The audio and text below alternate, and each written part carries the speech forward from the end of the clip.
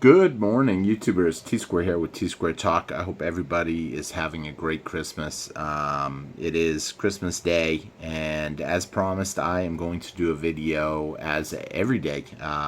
It's kind of one of my goals, just to keep pumping them out, keep pushing one video a day, and try to keep you guys on top of what's going on and motivated to keep stacking. And today's video is an awesome video.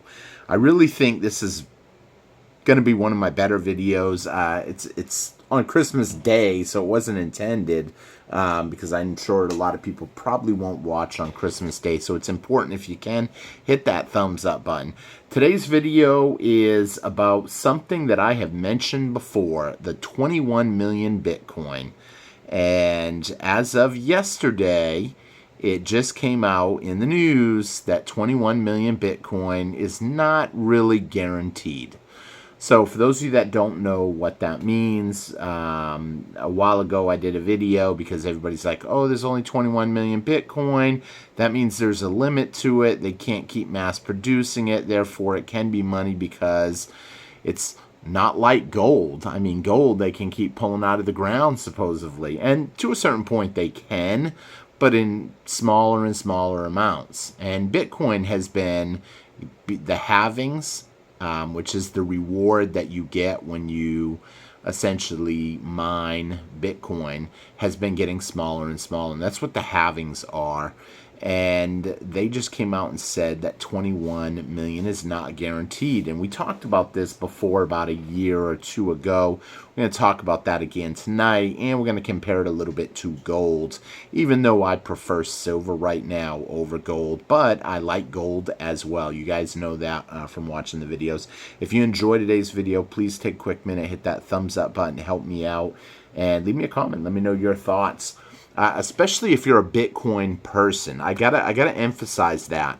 If you're a Bitcoin person, let me know your thoughts on what this means. Now, I have two different predictions here. I'm going to tell you guys at the end of the video why BlackRock announced that. And I'm hoping it's not the first one that I'm going to say because, you know, I mean, let's be honest. Whether you're a Bitcoin person, gold, silver, or just common person, generally, people don't like BlackRock. A lot of people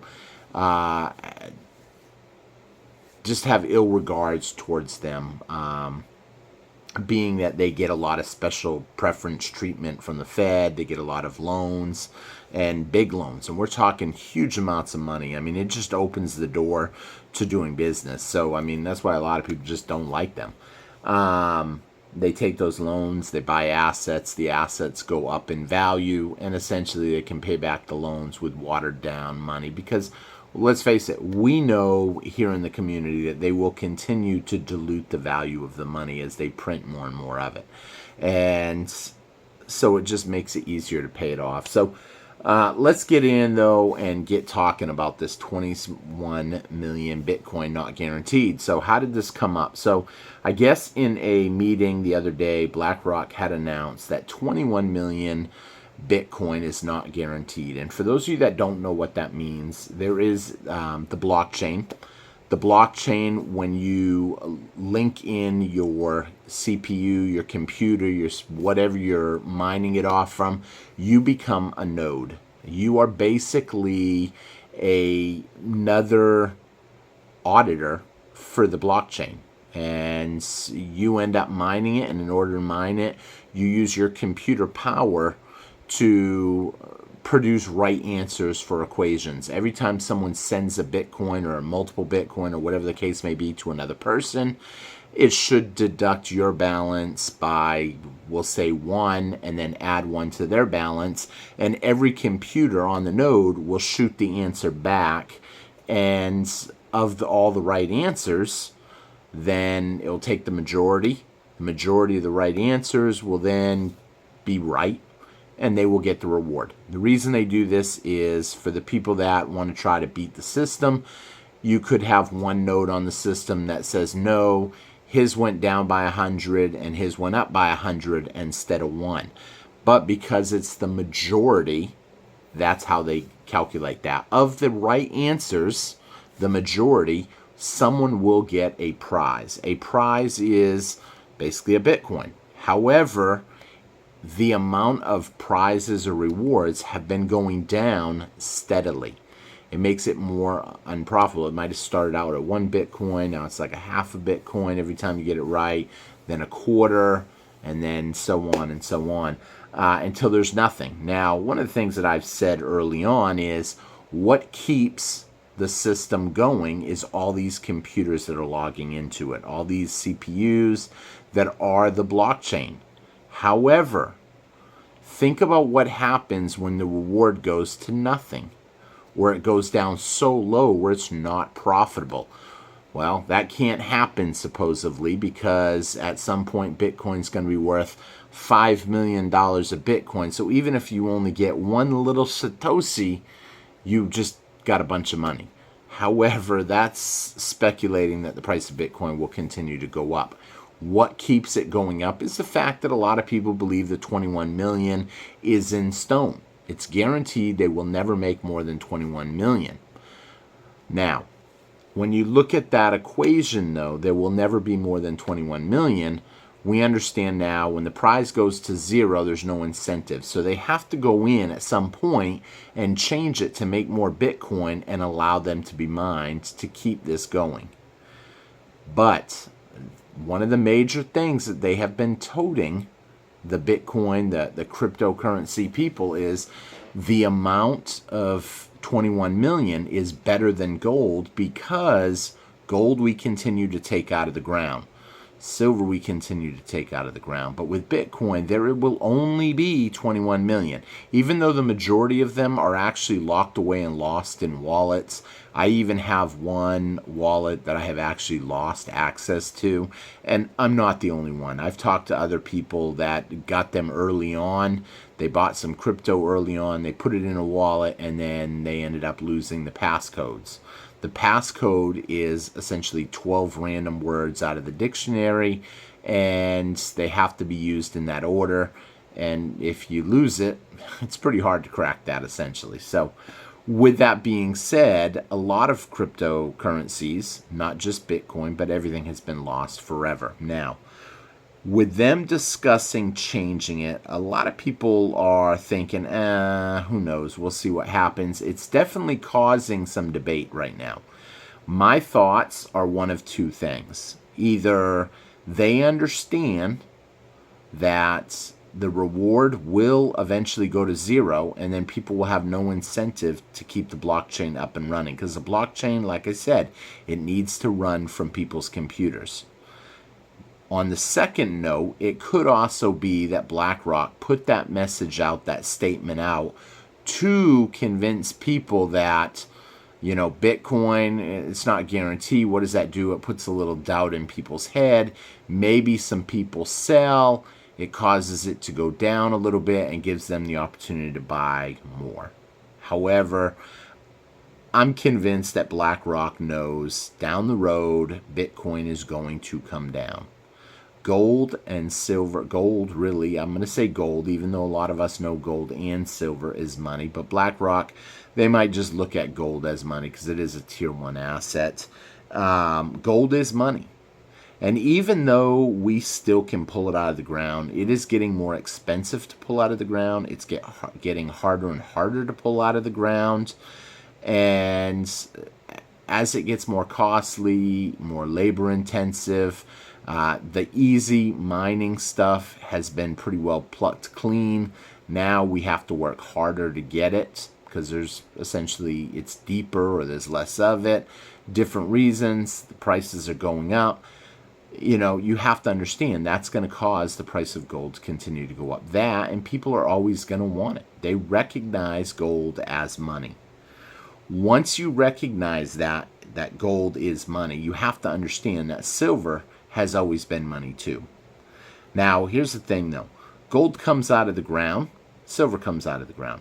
Silver comes out of the ground, really, depending on where you get your information from, anywhere from 7 ounces of silver to 1 ounce of gold, all the way up to 15 ounces of silver to 1 ounce of gold. Now, that's debatable depending on where you get it. If you get your statement through the geology, National Geology surveys, If you get it from the mining companies, depending on where you get that information from, you're going to get anywhere from 7 to 15. Now, here's the truth of the matter, though. At 7 to 15, we're just going to take 10 for a minute, because 10's, I know it's not exactly in the middle. Someone's going to say it's not really in the middle. Technically, it's 11, or I think it's 11, but we're going to say 10 for easy math. Let's just say it comes out of the ground at 10 to 1. That's a pretty neutral number, I think. If that's the case, you would expect that silver would be 1/10 the price of gold. Why? Because it comes out of the ground 10 ounces of silver to every 1 ounce of gold. But that's not what we're seeing right now. We're seeing like 85 to 1. Now you have to ask yourself, why is that? That's manipulation. And it's been proven in different court cases. You can pull up the records that JP Morgan and a bunch of other companies have been caught for spoofing the market, manipulating the market. Now, the thing you have to see is, yes, they're manipulating it. Why are they manipulating it? And here's the thing. Gold comes out of the ground 1 to 10. It's not getting wasted. We're not putting gold in something and then just throwing it away. It's not like silver. Silver is coming out of the ground and it is getting used up. It's getting destroyed. Let's be honest. When you get rid of your cell phone, what do you do with it? You throw it in a bin somewhere. Most of the time, they say that gets recycled, but are they getting every little bit out of it?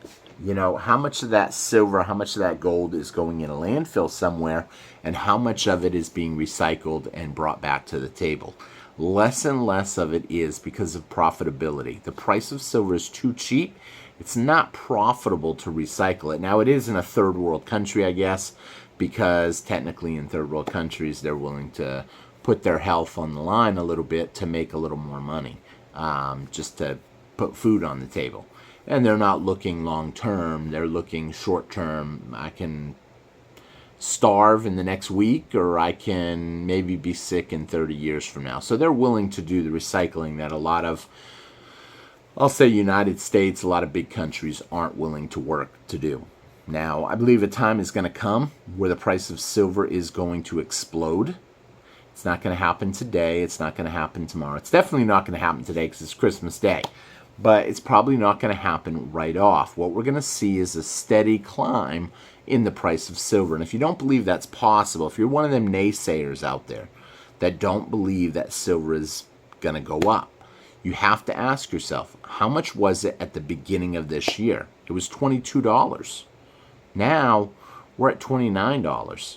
And it's doing a good job holding up there. It's not coming down that much. A lot of people are still expecting we're going to see it back under 20 before you know it. I read the comments. I see some people say the best we're going to see is 25. The best we're going to see is 27. Who knows? I've said that I think it's a possibility we could see 27, a sharp drop to 25, and then right back up again with a big pop. That $25 window, you're going to see happen fast, I believe. It's going to go 27, boom, drop down 25, and then all of a sudden spike right back up to 27, 28, 29, and then continue to go up from there. In my personal opinion, the new year's about ready to start. I'll be putting up a prediction video on what I think silver will be at the end of the year. I ended up predicting last year, I thought silver would be around 35 by the end of the year. You can go back and check that video. I like to do my guesses around New Year's every year. We did see 35 for a brief few minutes, and then it came back down. However, it did not hold $35, so obviously at the end of the year, it's not $35. But I do expect that we're going to continue to see a climb, a slow and steady climb, and it's worth it to me to buy some. Now, if you're one of those people that you have silver, you have a little gold, you have a little Bitcoin, you're probably going to be all right. Realistically, you are diversified. It's a good position to be in. I too like to gamble a little bit, and I look at precious metals as safety. It's the money that will be there down the road. I look at Bitcoin as kind of a gamble. It's a little bit of a long shot now. Think about the price that it's at. We recently hit 109,000, and we just plowed all the way back down to 93.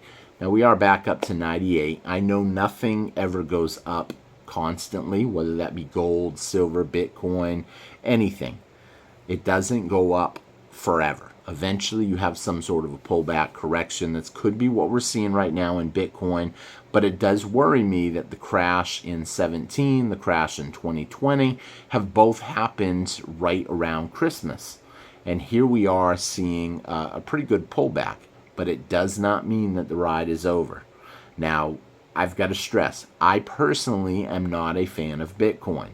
I'm not a crypto fan right now, only because I think a lot of these cryptos have seen too many big returns in too short of a period of time. It doesn't mean that I'm right, I'm wrong, who knows? That's just my personal opinion. I always say this is not financial advice, nor should it be considered as such, but it is important that you think about those when you decide to invest your money. You know, you don't want to be buying into something when it skyrocketed already. Maybe. Who knows? Maybe it's still got a lot more to run. Maybe it will be $1 million someday. I personally don't think that it will be. I think that the people that buy in now are going to be like the people that bought in to silver at an all-time high. And then they regretted it afterwards, and now those are the naysayers. And that's good in a way, because those people that are buying into Bitcoin now will be the naysayers down the road when it plunges back down. I guarantee you they'll be saying that. And a year from now, they'll be saying, man, I wish I had never gotten into Bitcoin. I would never touch it. It's too volatile. You know, and some will say silver is volatile, and it is to a certain point. But with silver, over the long haul, it usually gradually continues to climb. We're not even near the all-time high for silver. Everything else is at an all-time high almost, but not silver. You know, you got to ask yourself why. Why is it not as high as it should be? You know, what's changed? Why? And once you realize that, you take the time, I think you're going to come up with the same answers that I did. Because of the manipulation, because someone is trying to acquire as much as they can of it. And there we have it. Once they have their full, then they're going to unleash the chains, and we are going to see silver skyrocket. And I would not be surprised to see the number get really big. I've said in some videos where I think silver will go. I don't want people to think I'm a nut job if this is the first video that you're watching of mine. But hopefully you enjoyed the video. We will talk more about price predictions as the year comes to an end. I will let you guys know what my thoughts are on the upcoming year. So thank you all for watching. Hope you enjoyed the video, and I will see you guys again on T-Square Talk. Take care, everybody. I hope you all have a great Christmas. Spend it with your family, and enjoy the day for your family. So take care, everybody, and have a great day. Bye-bye.